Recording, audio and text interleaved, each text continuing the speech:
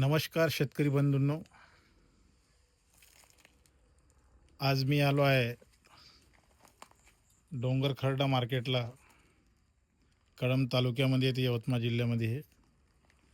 इथे पिंकॉट कापाशीचं वाण आहेत. सध्याच्या कंडिशनला झाडाची ॲक्टिव्हिटी बघा आणि बोंडाची साईज बघा आणि लागलेलं बोंड बघा. पिंकॉट हे वाण इकडे खूप चालतात. BG3 याला ओळखले जातात.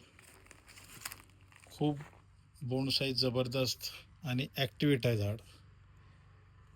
बोंडाची संख्या एवढी आहे याला की पूर्ण बोंडाची संख्या 80 ते 90 बोंड लागलेली आहे झाडाला.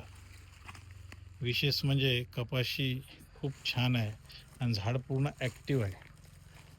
पाती फुलावरचं शेंडा पण बघा आणि माल पण खूप छान लागलेला आहे. फुल ॲक्टिव्हिटेड पाती फूल.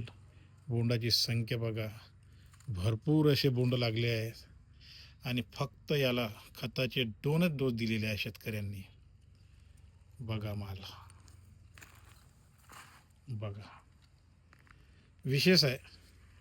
खूप छान झाड आहे तिथे.